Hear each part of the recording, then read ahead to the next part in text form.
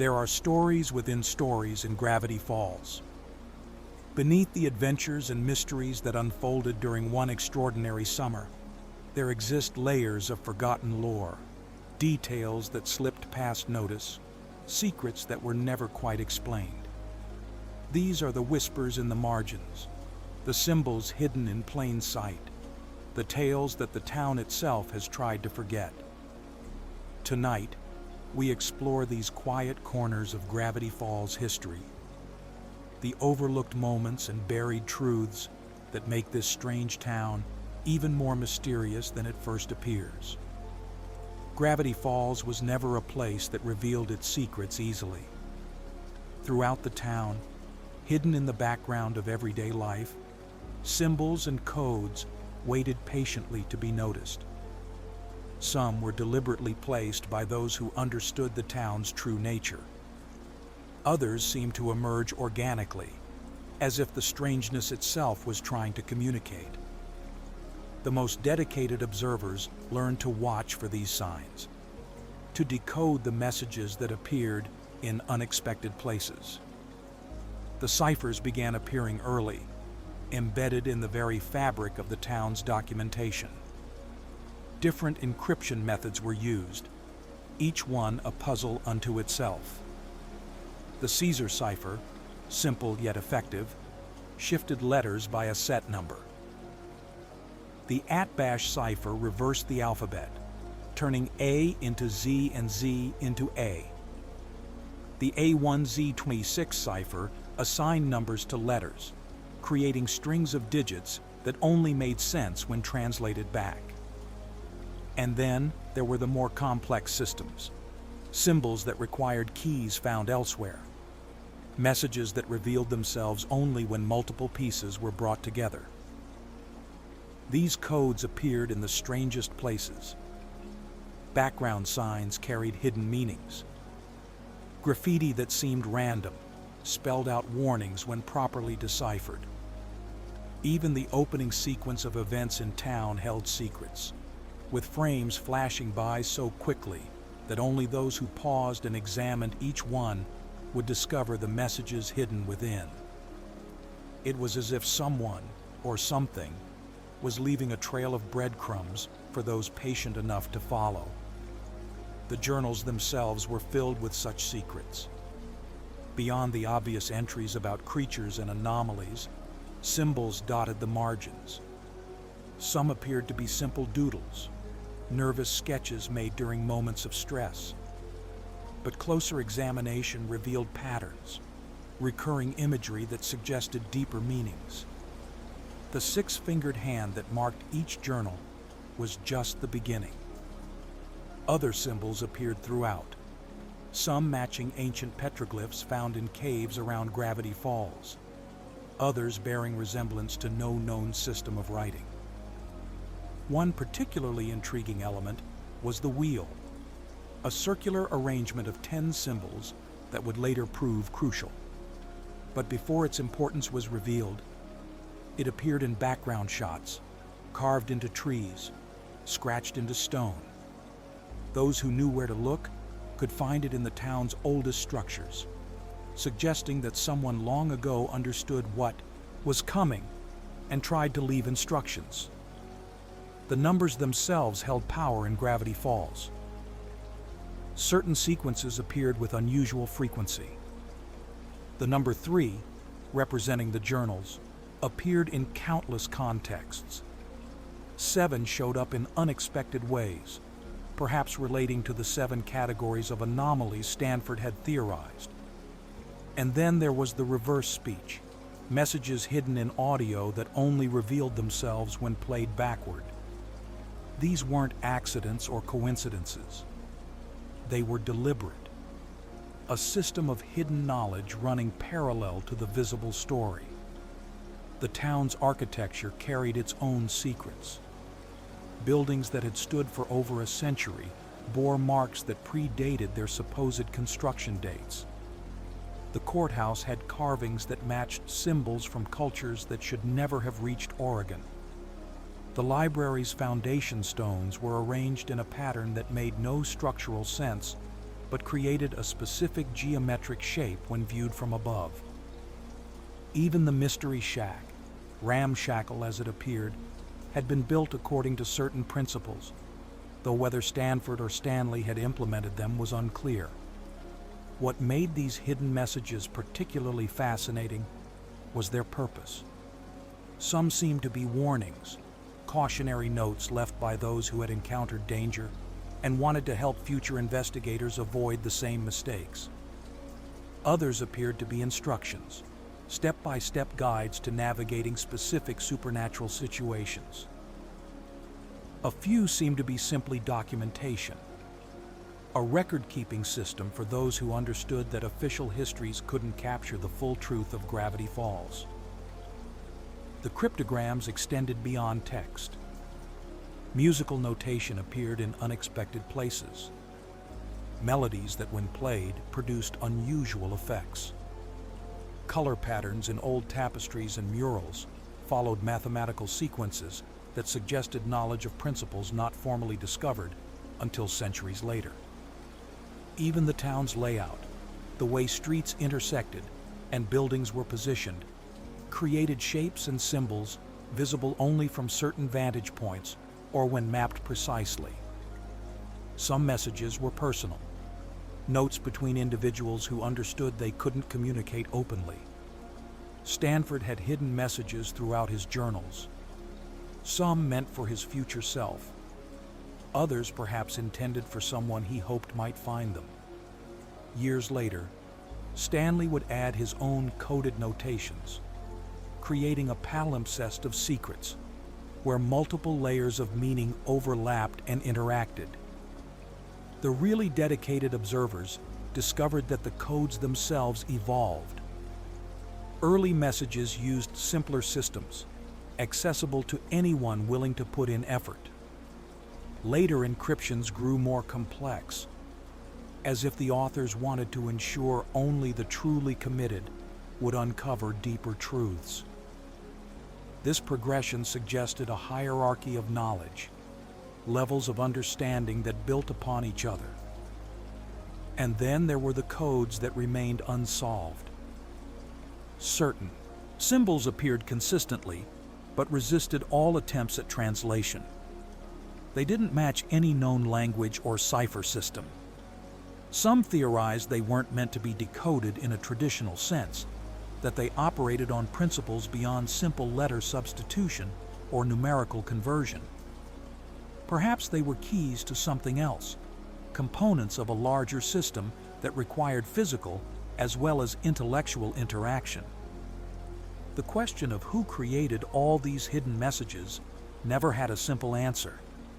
Stanford certainly contributed many, documenting his research in ways that protected it from casual discovery. But some predated his arrival by decades, even centuries. The native peoples who first inhabited the region may have developed their own systems, ways of recording knowledge about the town's strangeness that persisted in altered forms. Later settlers added their own layers, creating an archaeological accumulation of secret communications. What united all these hidden elements was intention. Nothing was accidental. Every symbol, every code, every hidden message had been placed deliberately by someone who understood that Gravity Falls operated according to rules different from the outside world.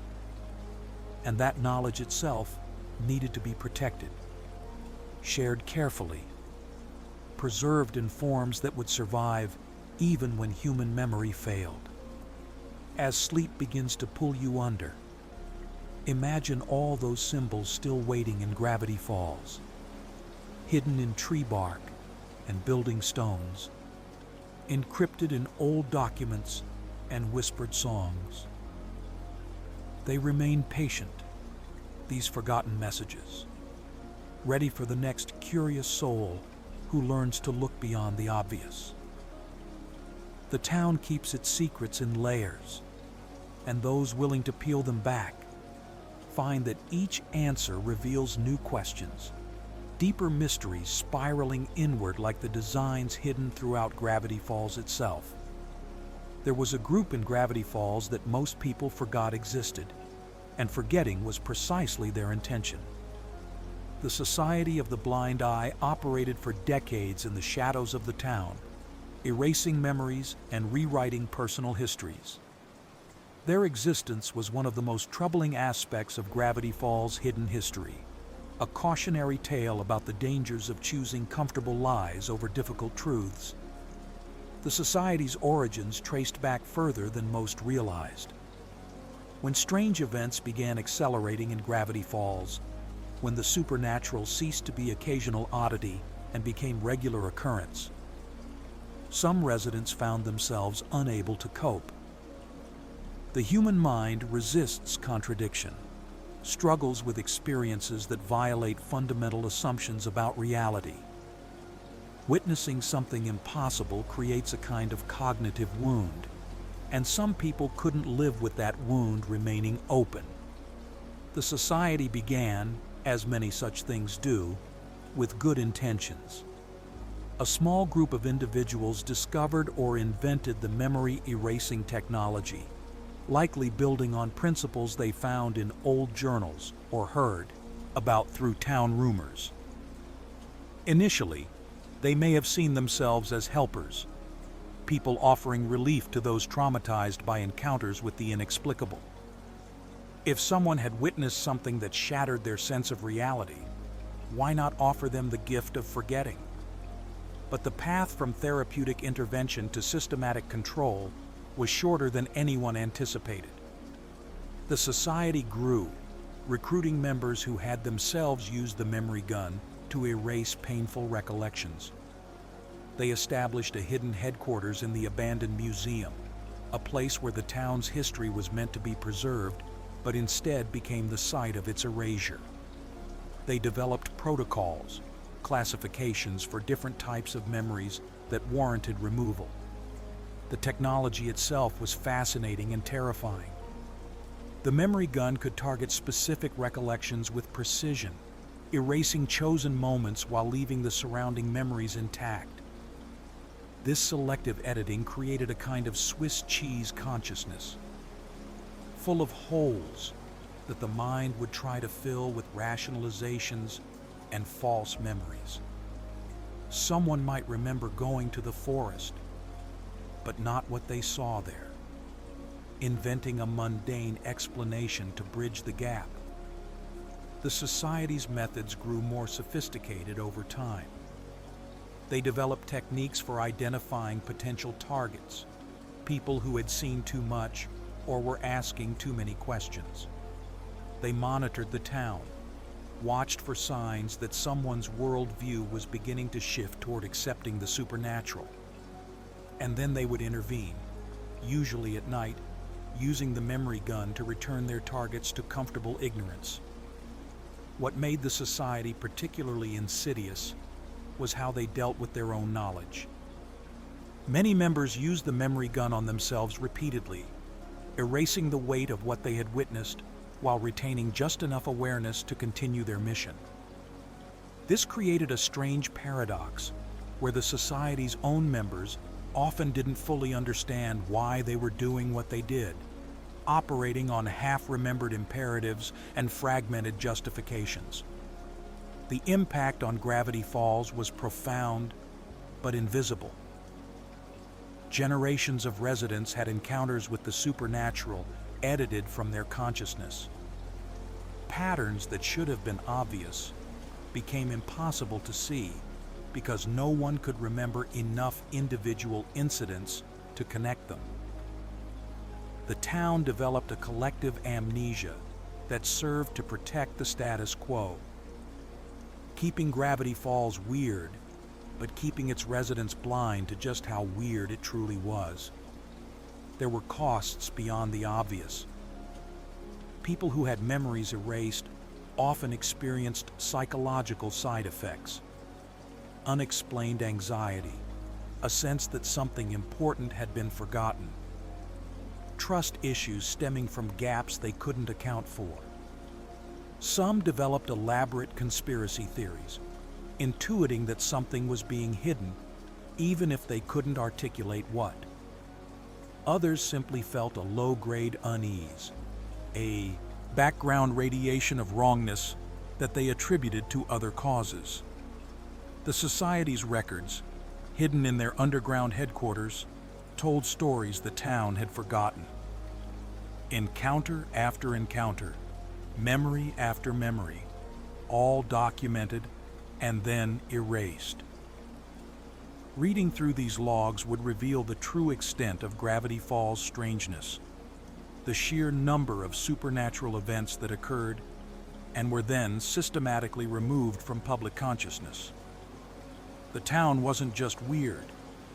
It was under constant siege by the inexplicable, and most people were kept blissfully unaware. Old Man McGucket's connection to the society was particularly tragic. He hadn't just been a victim, he had been a founding member, possibly even the inventor of the memory gun technology itself. After his traumatic experience with the portal, he had turned to memory erasure as a coping mechanism. But rather than using it once to remove a specific trauma, he became addicted to forgetting, using the gun again and again, until his brilliant mind became fragmented and scattered. McGucket's story illuminated the society's fundamental flaw. They believed that ignorance was protection, that not knowing about the supernatural would keep people safe. But knowledge isn't the danger. The supernatural itself is the danger. Removing memories didn't remove the threats. It just ensured that when those threats returned, people were unprepared, forced to face them without the benefit of previous experience. The society also represented a form of gatekeeping, a decision made by a self-appointed few about what everyone else should be allowed to know. They took it upon themselves to edit reality for the entire town, making choices about memory and identity that should have belonged to the individuals affected. This paternalism, however well-intentioned it may have begun, became a form of control that stripped people of autonomy. There's something deeply unsettling about the idea that your memories might not be fully your own, that experiences you don't remember could have shaped you in ways you can't access. The society created a town full of people who had been edited, who walked around with blank spaces in their personal histories that they filled with fabrications. The authentic self became impossible when authenticity itself was subject to revision by outside forces. When the society was finally exposed and disbanded, when their headquarters was discovered and their memory gun disabled, the town faced a choice. Some former members wanted to recover their erased memories, to know what they had forgotten. Others preferred to let sleeping dogs lie, to accept the edited versions of themselves rather than confront what had been removed. Both choices carried weight. Both involved loss. The physical remnants of the society remained scattered throughout Gravity Falls. The robes hanging in abandoned buildings, the symbol they had worn marking them as belonging to something most of the town didn't remember. The memory gun itself, dangerous technology that no one knew quite what to do with. And the psychological legacy, the understanding that for years, someone had been watching and editing, deciding what could be remembered and what had to be forgotten. In the quiet moments, one might wonder how many other towns have their own versions of the Society of the Blind Eye. How many communities choose collective amnesia over difficult truths? How many people walk around with holes in their memories, never knowing what was taken? Gravity Falls made its choice, and for decades, that choice was forgetting. The cost of that decision rippled through generations, creating a town that could never quite trust its own history. Deep in the forest, hidden beneath camouflage and years of accumulated debris, a bunker waited in the darkness. This wasn't just any shelter or storage facility. The bunker represented Stanford Pine's attempt to contain knowledge too dangerous to remain accessible, to lock away things that should never be found. Its existence was a secret within secrets, known to only a few and forgotten by most. The bunker's construction would have required significant resources and effort.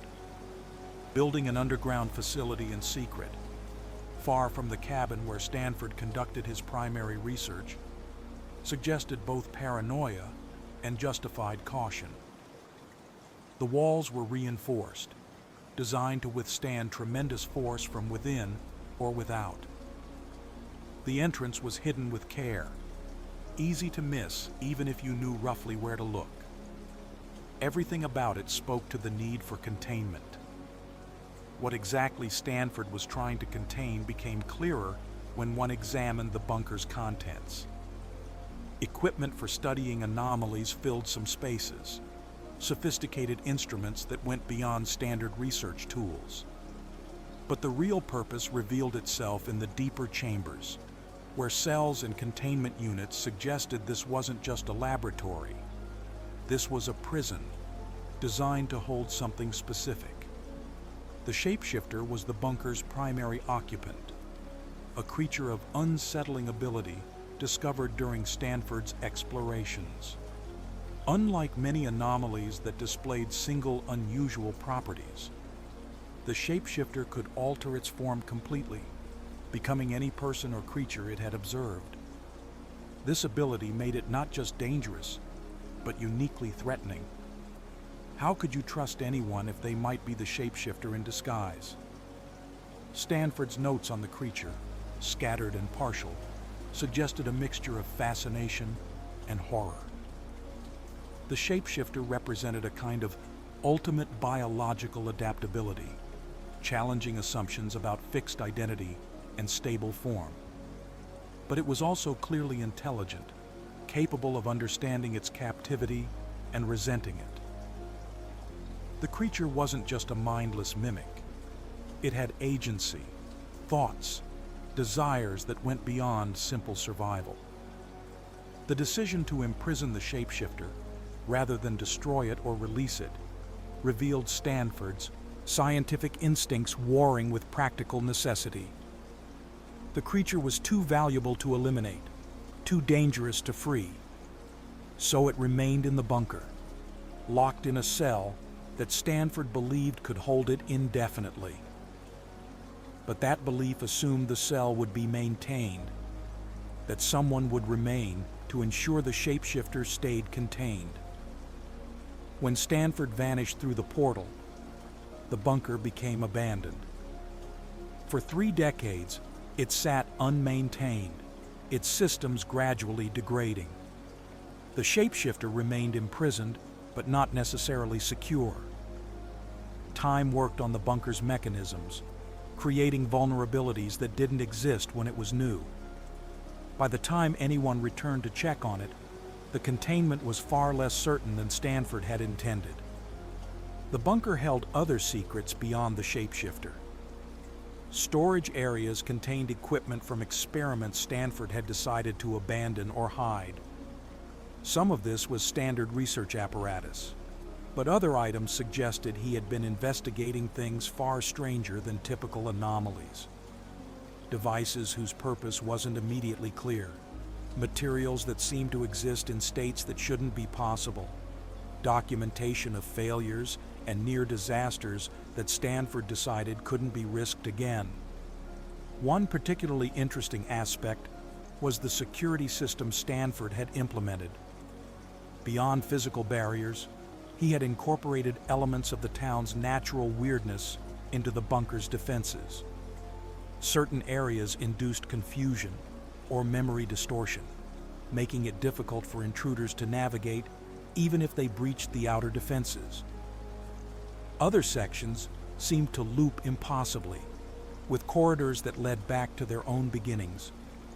Whether these were technological effects or something stranger was never entirely clear. The bunker's location itself might not have been coincidental. Stanford likely chose the site because it possessed properties useful for his purposes. Perhaps the area naturally dampened certain types of anomalies, making it easier to contain the shapeshifter.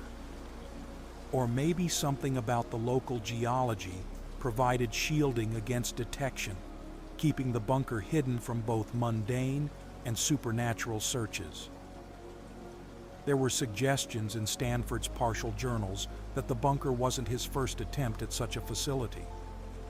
References to earlier containment efforts, locations that had proven inadequate, lessons learned from previous failures.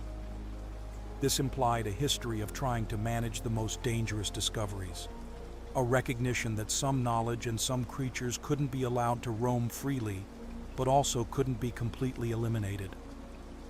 The psychological impact of building and maintaining the bunker weighed on Stanford.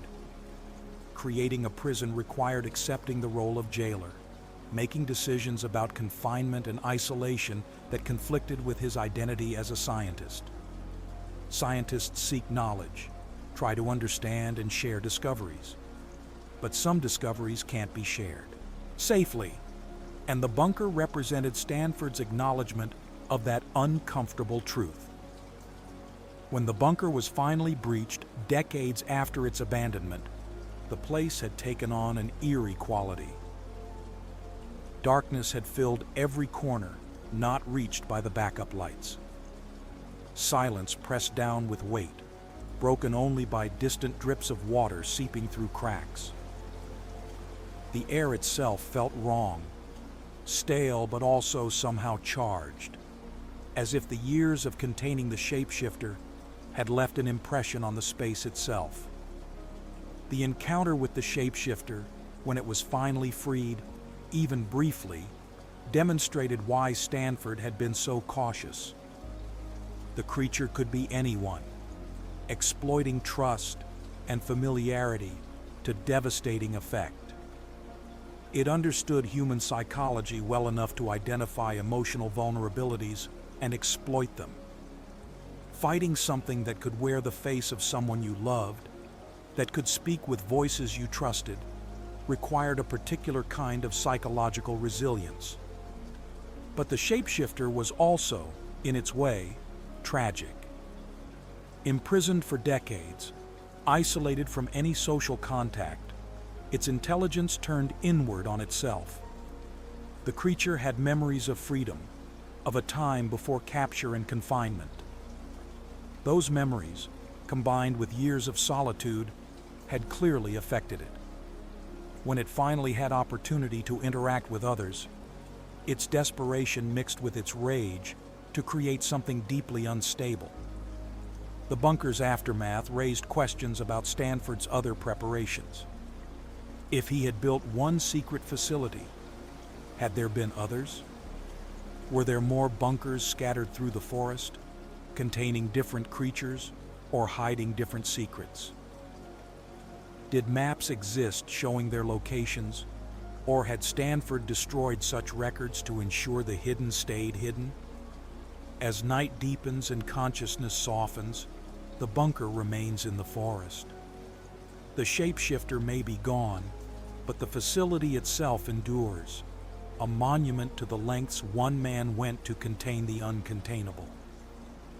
Its empty cells and dark corridors hold memories of what was kept there, why it couldn't be allowed freedom. And somewhere in the darkness, one might wonder what else is being contained, what other prisons exist in places we don't know to look. Gravity Falls was home to creatures beyond the ones that captured attention during that memorable summer. The gnomes, the manitors, the zombies and ghosts all had their moments. But in the margins of journals, in background glimpses during adventures, other creatures existed. These forgotten anomalies never got their time in the spotlight, but they were no less real, no less strange. The journals documented hundreds of species, each one cataloged with varying degrees of completeness. Some entries were extensive, full-page spreads with detailed anatomical drawings and behavioral notes. Others were sketches accompanied by single sentences, creatures glimpsed briefly and never seen again. Together, they painted a picture of Gravity Falls as a kind of supernatural menagerie, where impossibility was just another resident.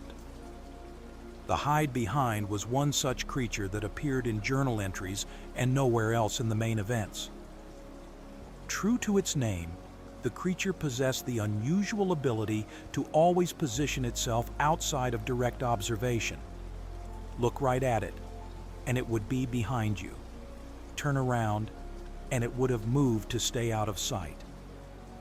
Stanford theorized it might exist partially outside normal space, able to perceive observation and respond faster than human reaction time. But that was just theory. Actually studying something that couldn't be directly observed presented obvious challenges.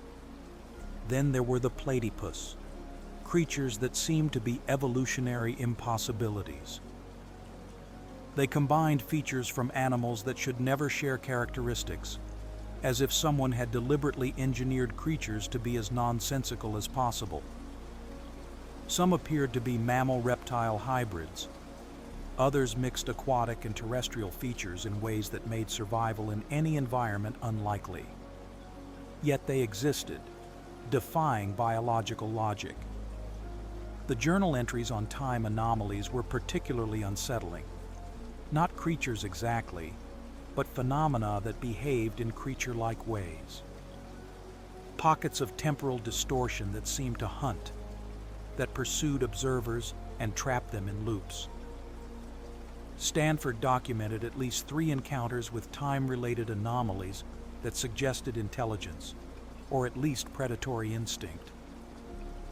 One entry described spending what felt like hours, trapped in a moment that lasted objectively only seconds, unable to break free until the anomaly moved on.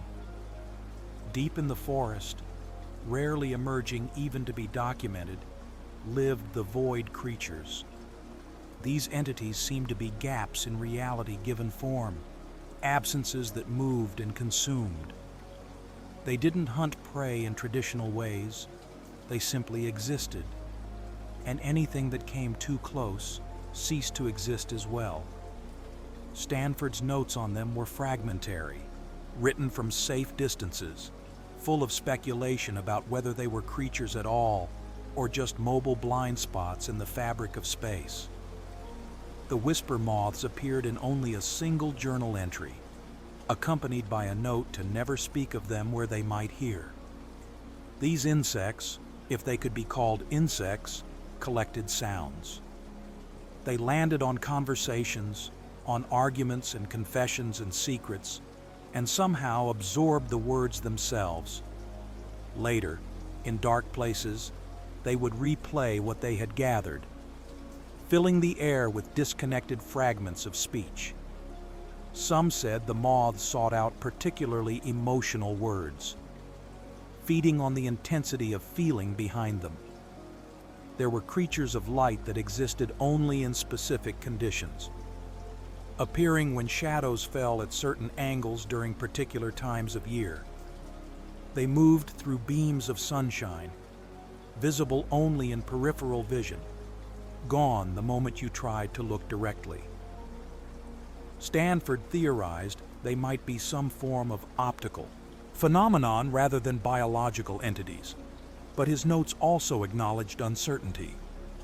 How could he distinguish between something that behaved like a creature but wasn't alive, and something that was alive but existed according to rules he didn't understand?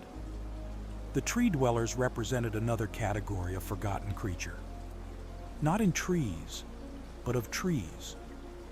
Beings that seemed to be animated wood, or perhaps consciousness, that had taken root in wooden form. They were patient beyond human comprehension, their timescale measured in decades rather than days. Stanford had marked several trees that he believed hosted such entities, noting that they grew in unusual patterns and seemed to respond, very slowly, to events around them. Whether they were actually aware or just appeared so was something he admitted he might never determine. Underground networks of tunnels revealed their own unique fauna. Creatures that lived in total darkness, that had evolved or been created without eyes, navigating through senses humans didn't possess. Some appeared to be standard cave life, adapted to their environment in expected ways.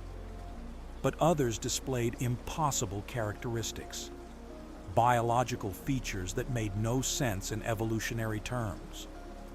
Stanford speculated that the tunnels connected to spaces outside normal geology, places where different rules allowed for different forms of life. The journal entries included notes on creatures that seemed to exist in states of uncertainty. Quantum creatures, Stanford called them, though he acknowledged the term was probably inaccurate.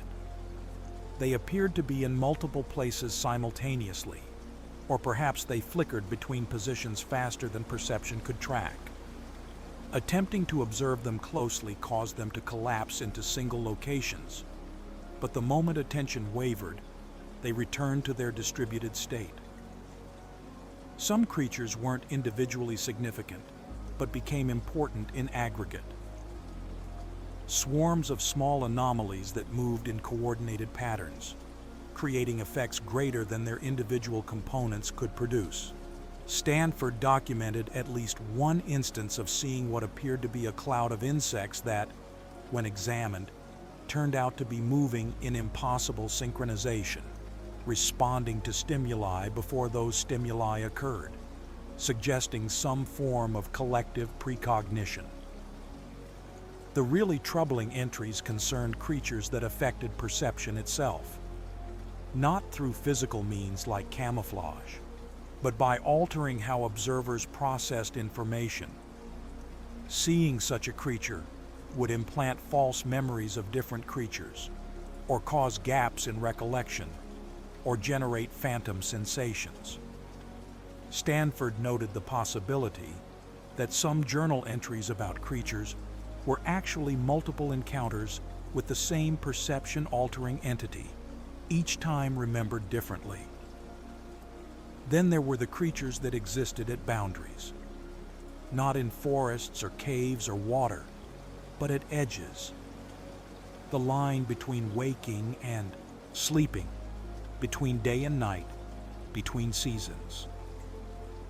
These threshold creatures could only be encountered during transition moments, and they seemed to serve some function in managing those transitions. Stanford speculated they might be necessary parts of how reality maintained itself, though what that meant in practical terms escaped clear definition. Several journal pages had been torn out or heavily redacted, suggesting creatures too dangerous to fully document. The visible fragments hinted at things Stanford had encountered, and then decided no one else should seek out. Instructions for destroying certain pages, warnings that some knowledge was genuinely harmful to possess. Whatever those entries described had frightened him enough to risk losing the information entirely rather than let it remain accessible. The seasonal creatures changed with the year, appearing only during specific times and then vanishing completely. Spring brought entities associated with growth that sometimes grew too aggressively. Summer had creatures of warmth and energy that occasionally needed to be calmed. Fall's creatures seemed tied to decay and transformation, necessary but unsettling. And winter hosted things of cold and stillness that could be dangerous if they persisted too long or spread too far. Perhaps most fascinating were the creatures Stanford couldn't quite decide were actually present. Glimpses in corners of vision, sounds that might have been natural but seemed patterned, sensations of being observed that could have been paranoia or genuine awareness of something watching. He documented these possible creatures with appropriate uncertainty, acknowledging that the mind can invent what isn't there, while also noting that dismissing every ambiguous experience would mean missing real phenomena. The final categories in Stanford's creature classification included entities he called theoretical. Not things he had encountered, but things he believed should exist based on patterns he observed. If creatures A and B existed with certain characteristics, then creature C with related characteristics should also be present. Some of these theoretical creatures were later found, validating his reasoning. Others remained hypothetical, either truly absent or so skilled at avoiding detection that they might as well not exist. As darkness fills the room around you, imagine all these forgotten creatures going about their strange lives in Gravity Falls. The ones documented and the ones that escape documentation. The ones that appeared once and never again. The ones that have been there always, unseen. They are part of the town's hidden ecosystem, the supernatural equivalent of all the mundane insects and animals that go about their business ignored.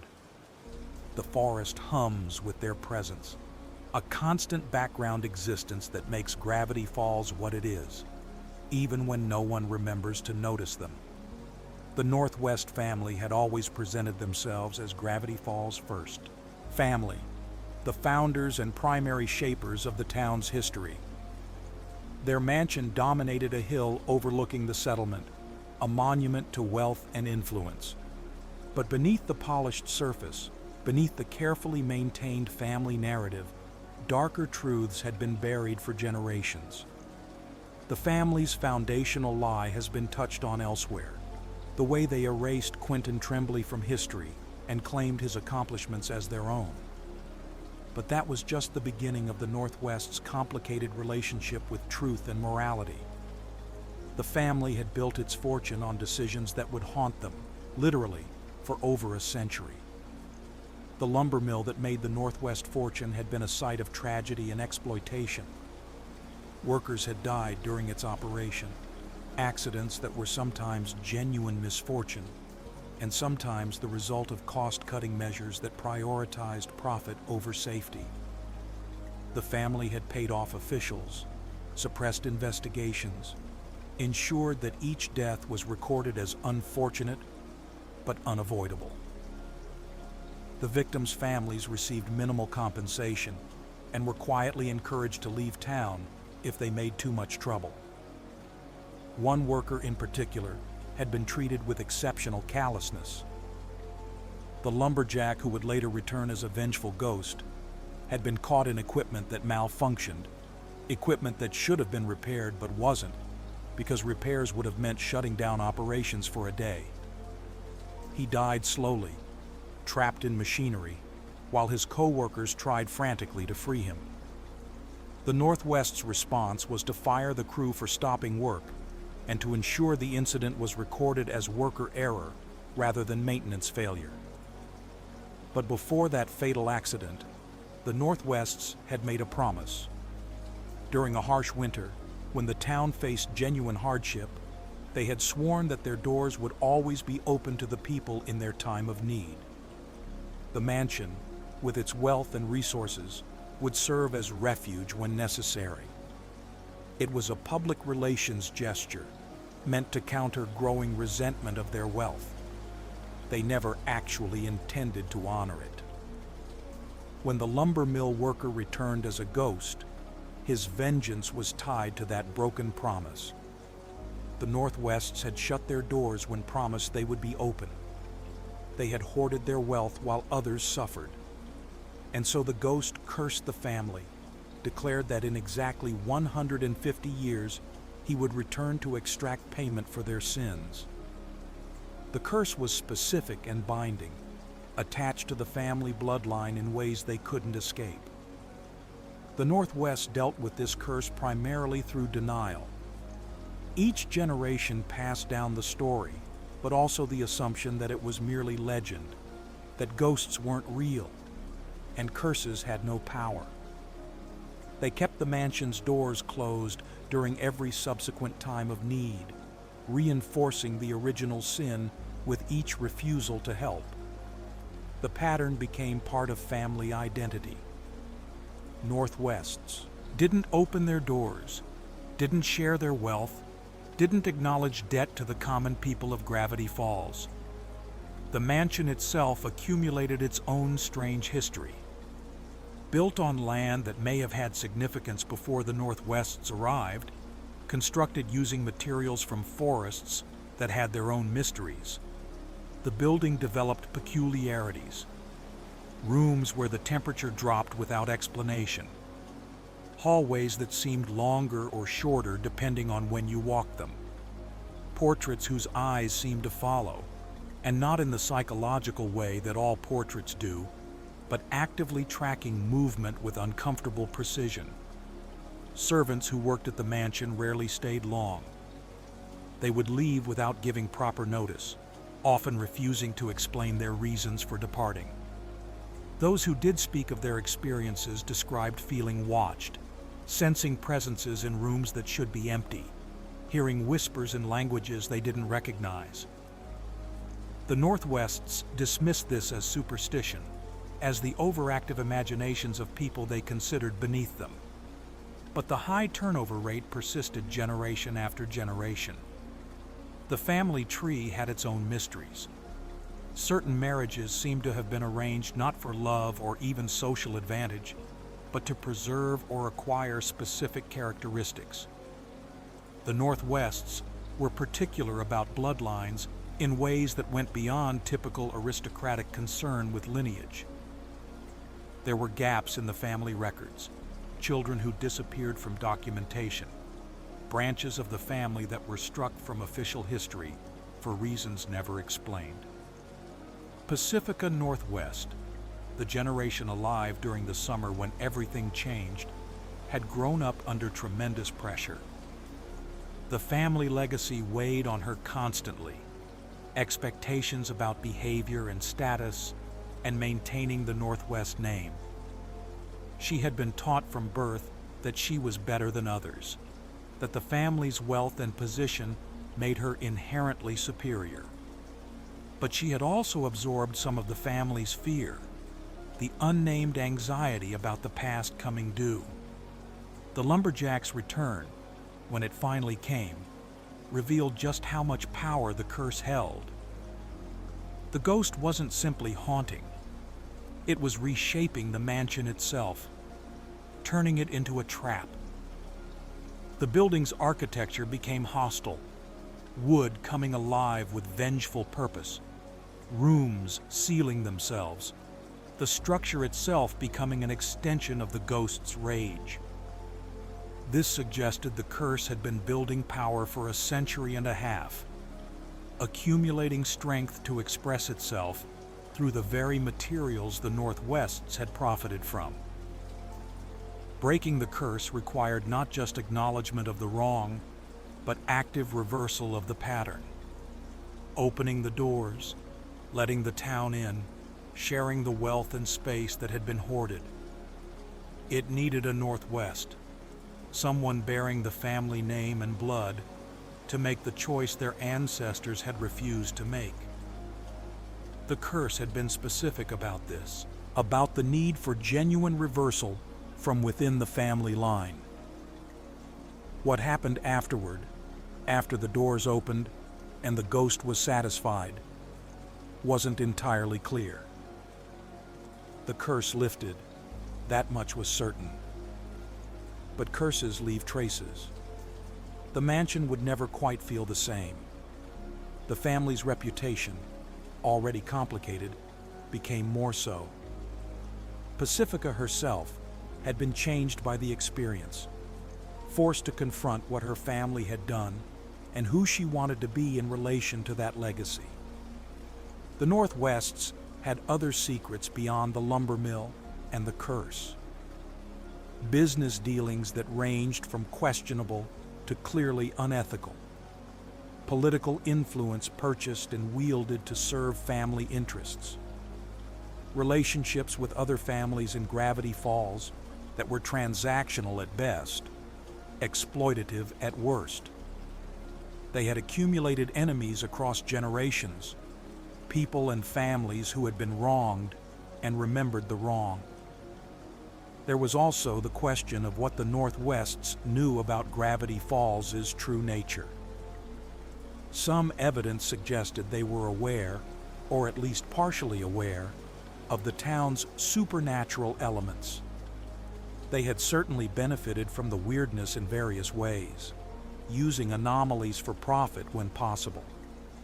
Whether they understood the deeper patterns, whether they knew about the journals or the portal or Bill Cipher's interest in the town, was never entirely clear. But they had been in Gravity Falls long enough that ignorance seemed implausible. The family's wealth was itself suspicious in its durability.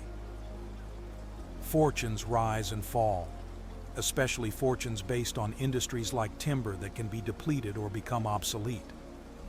Yet the Northwests remained wealthy generation after generation, their fortunes seemingly immune to the economic forces that affected others. Some whispered that they had made their own deal, their own bargain with something that ensured their prosperity. But if such a deal existed, its terms were kept even more secret than the family's other hidden truths. As you drift toward sleep, think of the Northwest Mansion on its hill, all those rooms holding generations of secrets, the ghosts that were banished and the ones that might remain, the curse that was lifted and the consequences still unfolding. The family's true history, so different from the one they wanted people to believe. Old money and old sins, architectural grandeur built on exploitation. The mansion stands there still, doors that were closed for so long now capable of opening. The Northwest legacy transformed but not erased, forever part of Gravity Falls' complicated past. Time in Gravity Falls never behaved quite normally. The town existed at a kind of crossroads where possibilities converged, where past and future seemed less fixed than they should be. This instability manifested in various ways, creating anomalies and opportunities that blurred the line between what happened and what might have happened. The time anomalies that Stanford documented ranged from minor fluctuations to major disruptions. Some areas experienced time slightly faster or slower than their surroundings.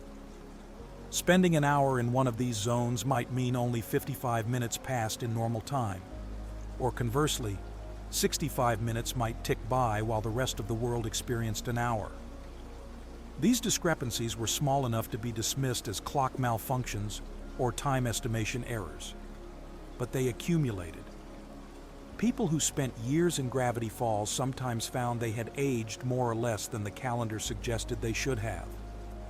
More dramatic were the temporal loops, pockets where time folded back on itself. These created situations where events could repeat, where cause and effect became circular. Someone might enter a looped area, experience a sequence of events, and then find themselves back at the beginning with those events erased from everyone's memory but their own. These loops varied in duration, from minutes to hours, and in their stability. Some were consistent, repeating the same way every time. Others varied slightly with each iteration, suggesting that time in these loops was malleable, responding to choices and changes. The existence of time travel, even limited forms, confirmed that Gravity Falls' relationship with temporal flow was unusual. The ability to move backward or forward through time, to change events and create new timelines, implied that the town existed at a point where such movement was possible. Most places in the world, most locations in space-time, were locked into linear progression. But Gravity Falls, for reasons connected to its supernatural nature, was different. This created the possibility of alternate timelines, branches where events unfolded differently. Some of these branches might have been created deliberately through time travel, someone going back and making different choices.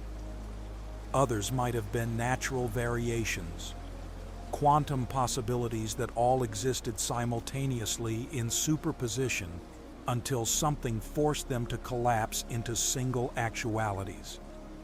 The multiverse theory, applied specifically to Gravity Falls, suggested that there were versions of the town where everything that could have happened did happen. In some of these alternate timelines, the portal never activated. Stanford and Stanley reconciled differently, found another solution, and Ford never vanished. This would have rippled forward, changing 30 years of history. Stanley never became Stan, never created the Mystery Shack, never developed the persona of the con man. Dipper and Mabel, when they eventually arrived for their summer, would have met very different great-uncles in a very different town. Other timelines saw the portal open, but with different results. Perhaps Fiddleford never left, staying to help, even after his traumatic glimpse of what waited on the other side. His presence might have changed everything, providing Stanford with a partner who could share the burden and offer perspective. Or perhaps the portal opened earlier, years before it actually did, creating decades of different history as Ford tried to survive in hostile dimensions while Stan aged alone. There were darker timelines, possibilities where things went terribly wrong, where Bill Cipher succeeded earlier, or more completely, where Weird McGucket wasn't just a few days but permanent, where the barriers between dimensions shattered entirely and Gravity Falls became a hellscape of impossible geometry and constant terror. These timelines might still exist somewhere, versions of the town where nightmare became eternal reality. And there were lighter possibilities, timelines where the conflicts resolved more easily, where Bill was defeated without Stan needing to sacrifice his memories, where families reconciled without trauma, where the summer ended on purely happy notes. These timelines would have their own complications because easy resolution often means unlearned lessons, but they represented the might-have-beens that people sometimes longed for. The dimensional rifts that appeared during certain events suggested that these alternate timelines weren't just theoretical. They existed in some form, in parallel spaces that occasionally brushed against each other. The rifts were weak points where different versions of reality touched, where someone might catch a glimpse of how things could have been. They were dangerous because they created instabilities, places where reality wasn't certain and could be influenced or even broken. Some of the creatures in Gravity Falls might have been dimensional travelers, beings that slipped through from other timelines or other realities. This would explain why certain species appeared to violate the laws of biology or physics. They were operating under different laws from different dimensions. The journals documented several creatures whose existence made more sense if they originated elsewhere and were only visiting or trapped in this reality. Time rifts also raised philosophical questions about identity and consistency.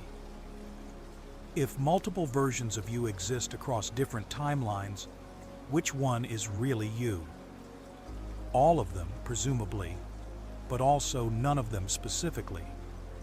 And if you could meet an alternate version of yourself from a different timeline, how would you relate to them? Would you even recognize each other as the same person, given how different circumstances might have shaped you? The fact that time travel and dimensional breaches were possible in Gravity Falls suggested that the town existed at a kind of junction point. Multiple dimensions, multiple timelines, all converging on this one location in Oregon. Perhaps that was why it was so weird, why anomalies accumulated there. It wasn't just that strange things happened in Gravity Falls. It was that Gravity Falls occupied a space where strange things from multiple realities could bleed through.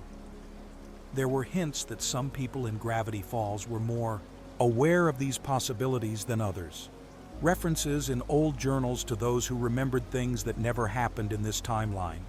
Stories of people who seemed to have knowledge of events before they occurred, as if they had glimpsed the future or experienced it in a different branch of time. The town's oldest residents sometimes made comments that suggested they knew history was more flexible than it appeared.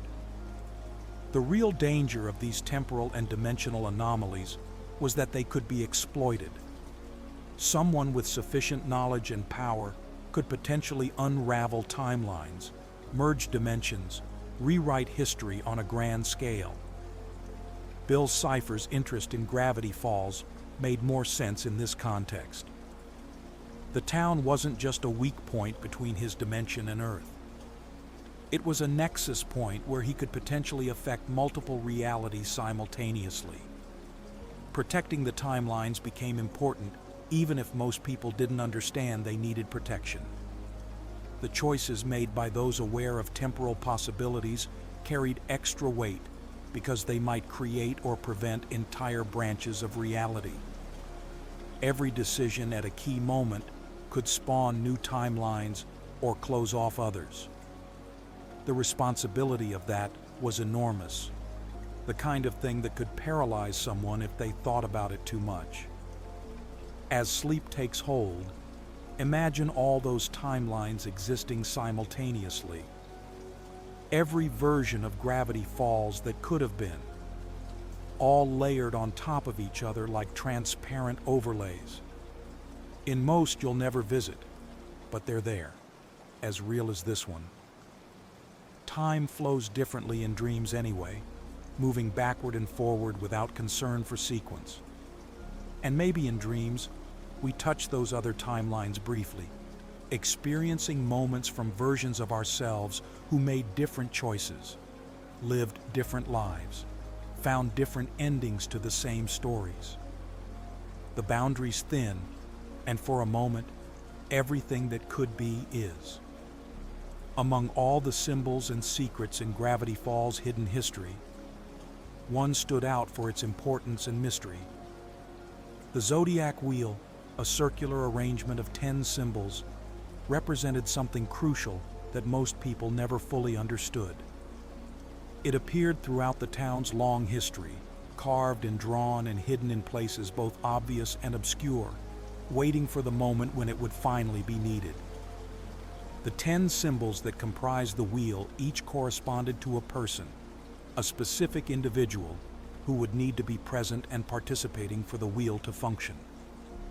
The symbols themselves were elegantly simple: a pine tree, a shooting star, a question mark, a pair of glasses, a stitched heart, a llama, an ice bag, a six-fingered hand, a pentagram representing the tent of telepathy, and an oyster. Each one represented not just a person, but seemed to embody essential qualities that person carried. The origins of the zodiac wheel stretched back into Gravity Falls' deepest history, according to what Ford discovered in cave paintings. Native peoples who inhabited the region long ago had known about Bill Cipher and developed the wheel as a means to defeat him. These ancient inhabitants understood, or at least had learned through terrible experience, that certain configurations of people and intention could channel or control the supernatural forces that gathered in this place. The symbols they used in their original prophecy formed the pattern that would later be rediscovered, suggesting the knowledge was the mechanism by which the wheel worked was never fully explained. It seemed to operate on principles that combined physics, mysticism, and something else entirely. Standing in formation, holding hands in the proper order, with each person positioned at their symbol, created a kind of circuit. Energy flowed through the connections, through the people themselves, generating a field or force that could apparently banish dimensional threats back to their points of origin.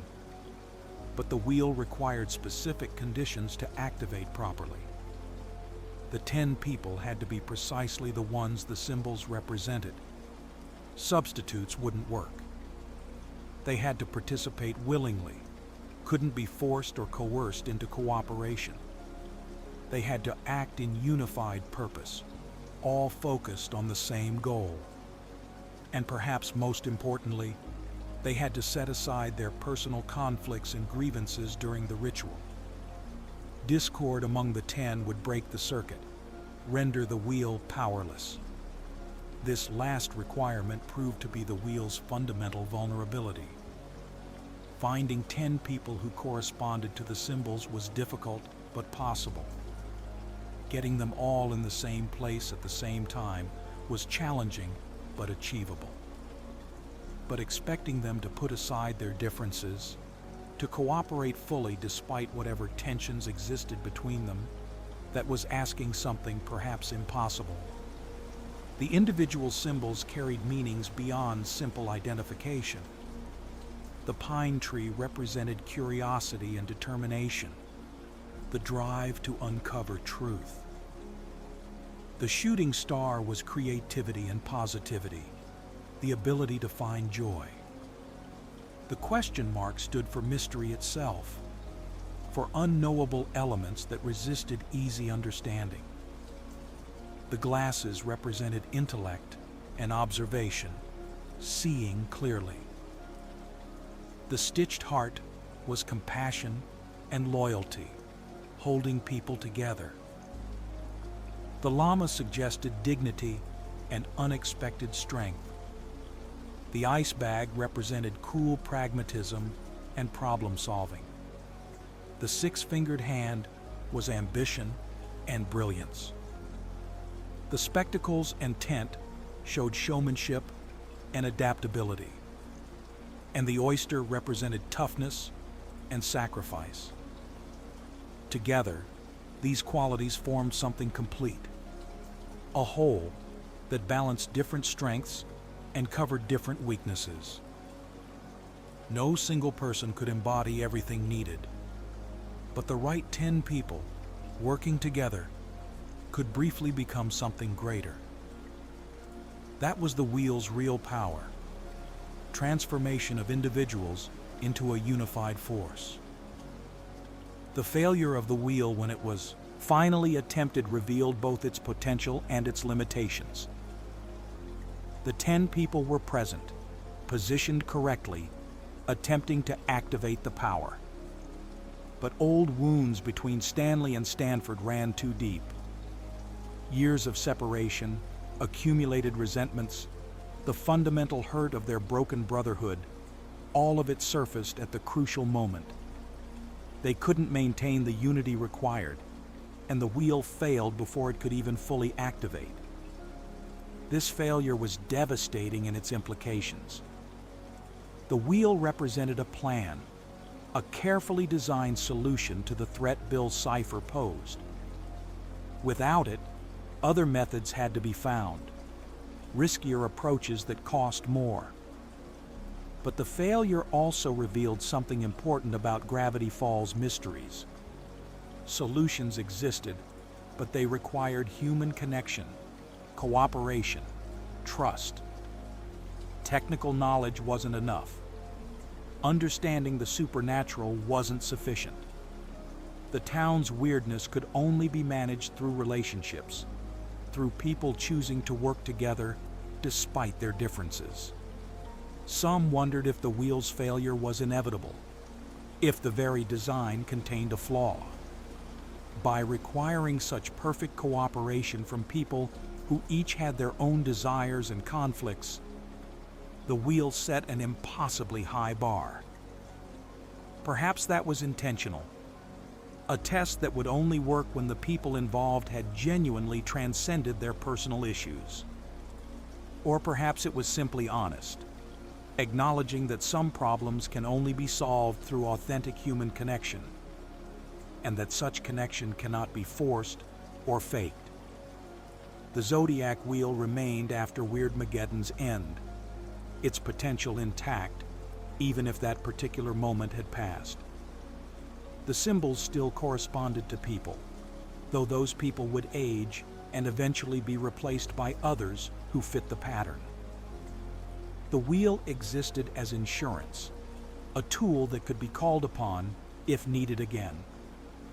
Bill Cipher was gone, but he wasn't the only dimensional threat. Others might come, and when they did, perhaps the wheel would function if the lessons of its previous failure had been learned. There was something beautiful about the wheel despite its failure. The idea that specific people mattered, that individuals with their unique qualities were essential and irreplaceable. It wasn't about generic good people or powerful magic users. It was about these exact 10, with their particular characteristics, coming together. That specificity suggested the universe, or Gravity Falls specifically, recognized and valued individual identities in ways that went beyond just physical existence. The wheel also represented hope, the belief that solutions to even existential threats could be found in human connection. Dark forces and dimensional horrors might be powerful, but they could be opposed through unity and cooperation. The symbols formed a complete circuit, a closed loop that could contain and redirect energy. As long as people were willing to stand together to set aside their grievances for the greater good, the wheel offered protection. As consciousness fades toward sleep, imagine the wheel glowing in the darkness, its 10 symbols each pulsing with gentle light. Each one represents someone real, someone with hopes and fears and complicated histories. Together, they form something greater, a pattern that has existed in various forms for thousands of years.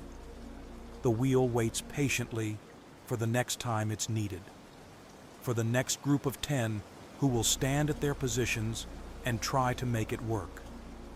It's always there, always possible, always offering its protection to those willing to unite in common purpose, setting aside what divides them to face what threatens them all.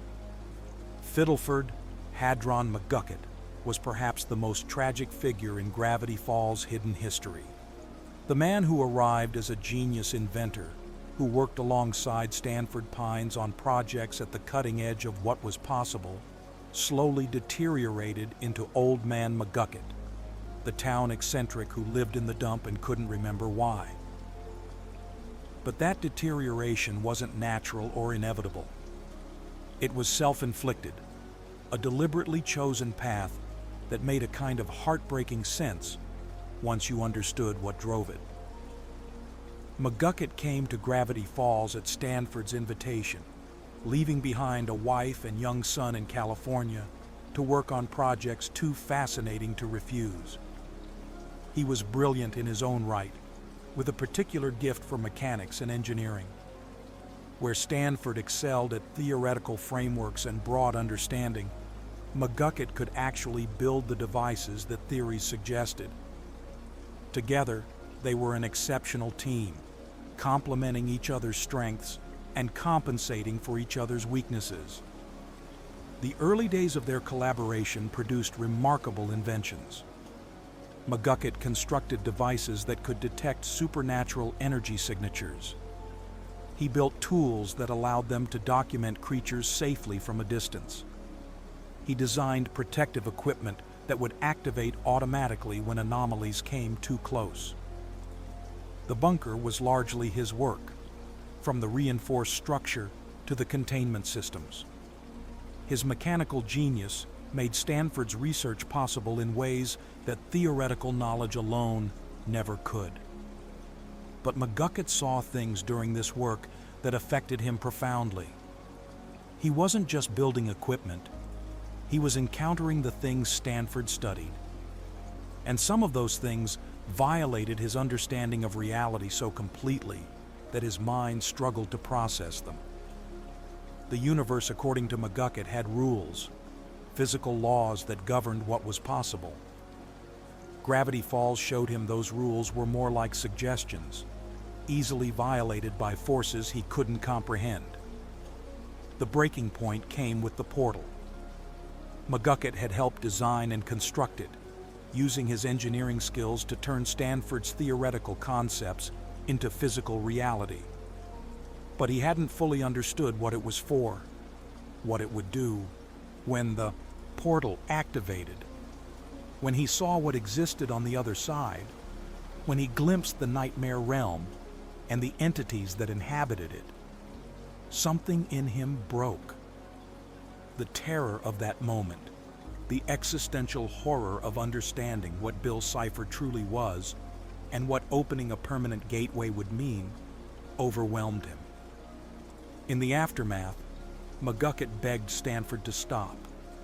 He pleaded with his friend to abandon the project, to seal away the portal and hide the journals. But Stanford was too committed, too convinced that the work was important. The rift between them widened as McGucket became more insistent and Stanford more stubborn.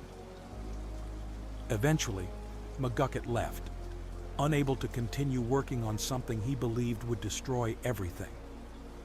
But leaving didn't solve his problem. The memory remained, the knowledge of what he'd seen, the understanding of what was coming. That knowledge was a weight he couldn't bear. Sleep became impossible because nightmares filled his rest. Waking hours were contaminated by flashbacks, by the image of Bill Cipher burned into his consciousness. He needed relief, needed a way to function despite what he knew. The memory gun was, in a sense, McGucket's greatest invention. It did exactly what he designed it to do: selectively erase specific memories, removing chosen moments from consciousness. The technology was sophisticated, precise, able to target individual recollections without affecting surrounding mental context. In different circumstances, it might have been celebrated as a breakthrough in neuroscience, but McGucket built it for one purpose: to erase his own trauma.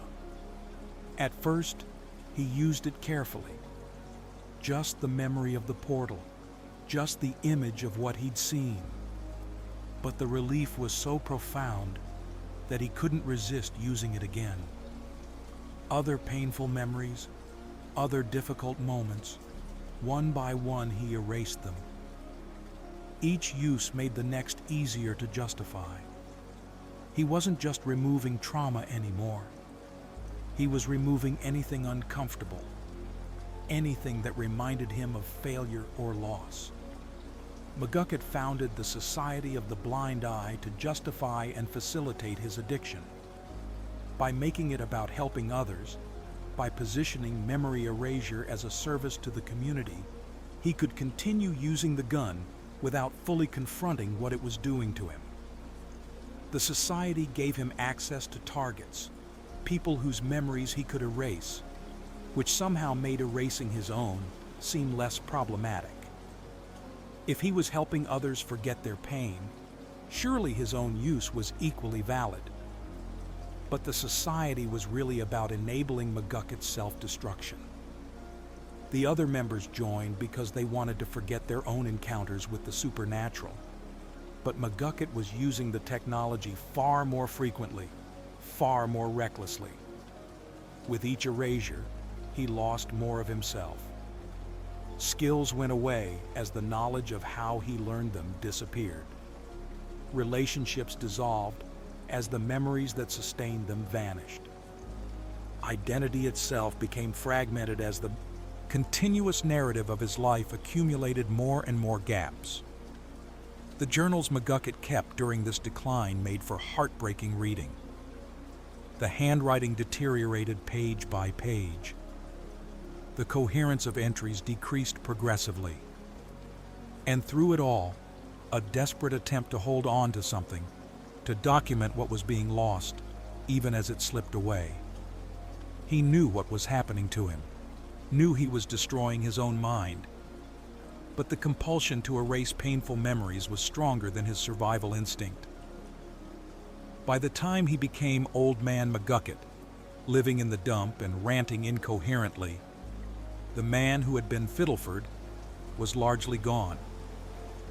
Fragments remained, pieces of memory and personality that surfaced randomly. He would have moments of clarity where some of his former intelligence showed through, where he recognized something or someone from his past. But these moments were islands in an ocean of confusion, brief glimpses of who he'd been before he chose to forget. What McGucket had lost was quantifiable in some ways. His technical knowledge, once vast enough to rival Stanford's in practical application, was reduced to instinctive tinkering with salvaged junk. His memories of his wife and son had been erased along with everything else, leaving him unaware he'd ever had a family. His identity as a person with history and purpose and specific characteristics had been replaced by the generic oddness of the town crazy person.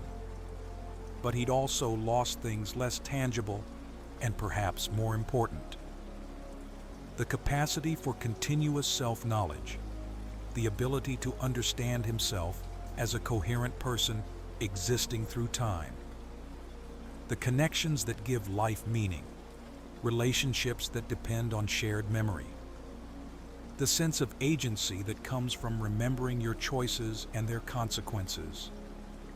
McGucket had become a person without a past, which meant in many ways he'd become a person without a present.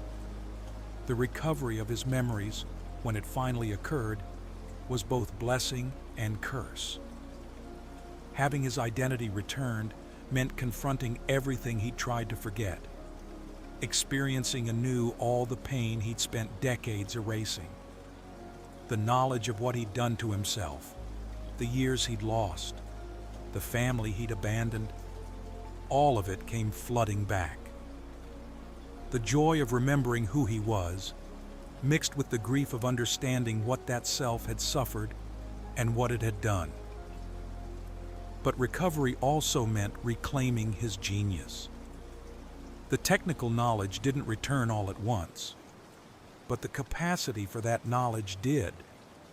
The mental frameworks that made learning and innovation possible were still there, just buried under years of self-inflicted damage.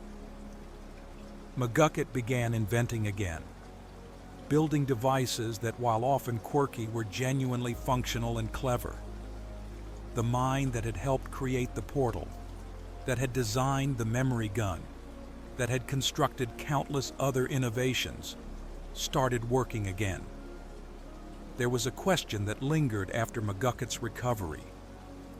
What if he hadn't used the memory gun?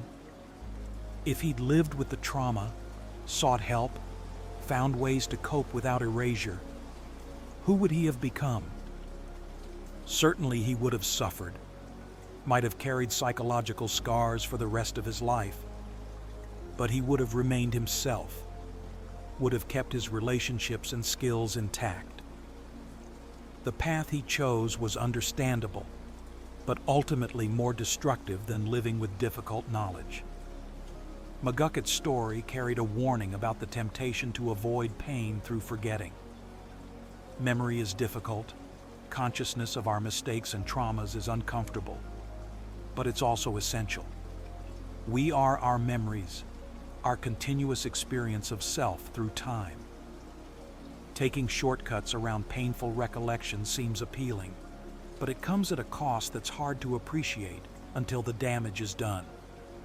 McGucket learned this lesson in the hardest possible way, by losing himself and having to slowly rebuild from fragments. In the quiet darkness as sleep approaches, spare a thought for Fiddleford McGucket. For the brilliant young man who came to Gravity Falls full of excitement and curiosity. For the friendship with Stanford that could have endured but didn't. For the terrible choice made in a moment of trauma and the decades of consequences that followed. For the slow recovery, painful but necessary, of a mind that had been deliberately shattered. His story reminds us that some things can't be fixed by forgetting, that running from pain sometimes just means losing the context that makes healing possible. The final forgotten aspect of Gravity Falls lore was perhaps the most pervasive: the town's systematic amnesia, its collective inability or unwillingness to remember its own weirdness. This wasn't just about the Society of the Blind Eye, though they certainly contributed. It was something deeper, a fundamental characteristic of how Gravity Falls maintained itself. The mechanism seemed to be partly psychological. Human minds resist what doesn't fit existing frameworks.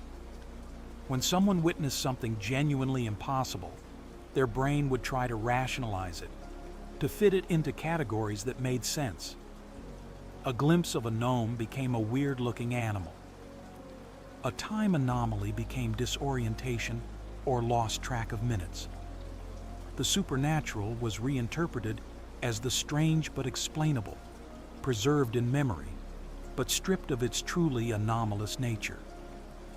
But there was also something more active involved, a property of the town itself.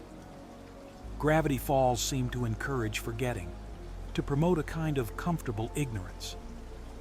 People who stayed in town long enough developed a resistance to noticing oddities. The weird became background noise, so constant that it stopped registering as unusual. Tourists might point and exclaim over minor anomalies, but longtime residents would walk past the same things without comment, genuinely not seeing what was right in front of them. This protective amnesia served several functions. It kept the town stable, prevented mass panic, allowed normal life to continue despite constant supernatural intrusion. If everyone remained fully aware of every strange occurrence, if the collective consciousness held clear memories of all anomalies, the town would have evacuated long ago or descended into chaos. The forgetting was adaptive, a survival mechanism for a community living atop a dimensional weak point. But it also created vulnerabilities. Without institutional memory of past encounters, each new threat was met as if for the first time. Lessons that should have been learned and passed down were lost. Patterns that would have been obvious with proper record-keeping remained invisible. The town stumbled through crisis after crisis without building genuine expertise in handling its own weirdness. The financial cost of forgetting was significant too. Resources were repeatedly spent addressing problems that had been solved before, but no one remembered the solutions. Infrastructure was built and rebuilt, adapted to accommodate supernatural elements, and then abandoned when people forgot why those accommodations had been necessary. Knowledge that should have been preserved and taught was continuously rediscovered and then lost again. On a personal level, the town's amnesia robbed people of their own experiences. Residents had encounters that should have been meaningful, adventures that should have enriched their lives with wonder or taught them caution. Instead, these experiences were edited away, leaving only vague unease or gaps in memory. People walked around carrying the consequences of events they couldn't remember, shaped by traumas and triumphs that existed only in their unconscious. The children of Gravity Falls were perhaps most affected.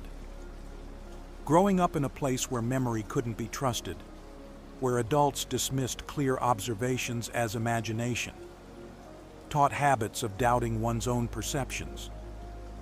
Some children learned to be silent about what they saw, understanding that speaking up would only bring dismissal or concern about their mental health.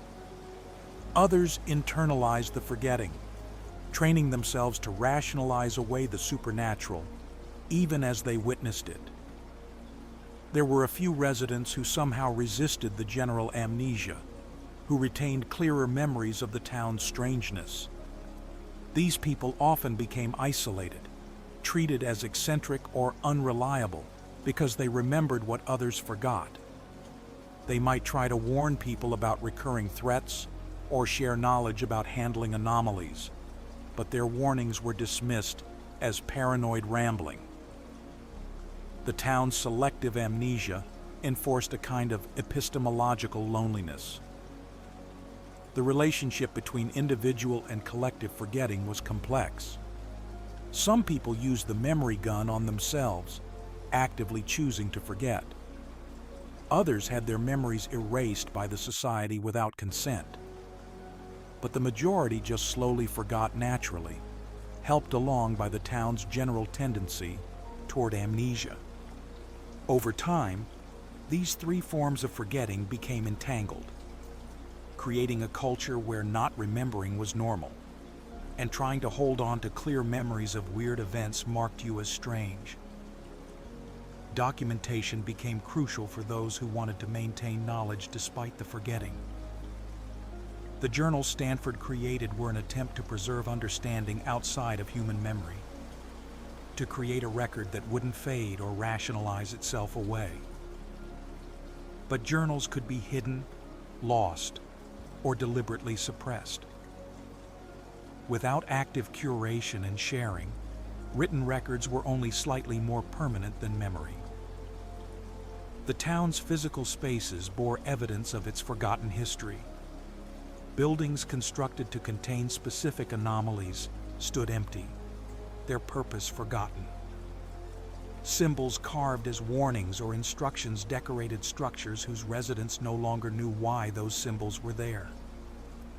The geography itself had been shaped by past encounters with the supernatural, but the stories behind those changes were lost. Gravity Falls was a palimpsest of forgotten meanings. Breaking the cycle of amnesia required deliberate effort. It meant creating and maintaining records, yes, but also building a culture where remembering was valued, where sharing stories of the weird was encouraged rather than dismissed. It meant teaching children to trust their observations, to understand that seeing impossible things in Gravity Falls didn't mean something was wrong with them. It meant the community acknowledging its own strangeness, accepting that collective awareness was better than comfortable ignorance. The summer when everything changed marked a potential turning point. The events were too big, too public, too thoroughly experienced by too many people to be easily forgotten. Weird McGucket had broken through the town's protective amnesia by being so overwhelming that rationalization became impossible. How could you rationalize away the sky shattering, the laws of physics becoming optional, Bill Cipher's pyramid looming over everything? That level of weirdness exceeded the town's capacity for denial. In the aftermath, Gravity Falls had a choice. It could rebuild its amnesia, gradually forgetting Weird McGucket and returning to the comfortable ignorance it had maintained for generations. Or it could accept what had been revealed, build new systems for remembering and handling its own strangeness. Which path the town ultimately took would determine its future relationship with the supernatural. The cost of forgetting was high, but the cost of remembering might be higher in different ways. Full awareness of Gravity Falls' nature would mean living with constant low-level anxiety, knowing that reality was fragile here, that terrible things had happened and could happen again. It would mean accepting responsibility for managing the weird rather than pretending it didn't exist. Some people might choose forgetting even knowing the price, preferring comfortable ignorance to difficult knowledge. But remembering offered benefits too. Community bonds strengthened by shared understanding of what Gravity Falls really was. Practical knowledge about handling supernatural encounters, building genuine expertise rather than fumbling through each crisis fresh. The possibility of taking pride in living somewhere unique rather than feeling perpetual unease about something half forgotten. Remembering was difficult, but it was real in ways that amnesia couldn't match. As you drift into sleep, your own memories softening and rearranging in the way they do during that transition. Think about what it means to remember and forget. We all do both constantly, editing our past to make bearable narratives, letting painful moments recede while holding on to meaningful ones. Gravity Falls just made these universal processes more visible, more dramatic. The town forgot because remembering hurt, and because the weird was too persistent to constantly bear in mind. But in forgetting, it lost part of itself, sacrificed the wisdom that comes from clear memory. The lore of Gravity Falls continues, whether remembered or not. The stories layer over each other, the forgotten and the fresh, the documented and the lost. Somewhere between sleep and waking, between memory and dream, they all coexist. The symbols still hide in corners. The creatures still roam the forests. The town still sits at its dimensional crossroads, weird and wonderful and slightly dangerous. And whether anyone remembers or not, whether the knowledge is preserved or lost, Gravity Falls remains what it has always been. A place where reality bends, where mysteries accumulate, where the impossible is just another Tuesday. Rest now. Let the stories settle into that space where you keep dreams and half-remembered things. The forgotten lore of Gravity Falls is patient. It will wait, as it has always waited, for the next person curious enough to look beyond the obvious, to read the symbols, to decode the messages. The town keeps its secrets in layers, and though some are forgotten, none are truly lost. They remain, waiting in the quiet spaces, ready to reveal themselves when the time is right and someone is ready to listen. The strangeness endures, the mysteries persist, and Gravity Falls continues its eternal work of being impossible, of existing at the edge of what should be, of holding more than any town should hold. It asks only one thing of those who visit or remember it: that you stay curious, stay observant, and maybe, just maybe, stay awake long enough to see what hides in the margins before sleep finally claims you and carries you toward dreams of your own.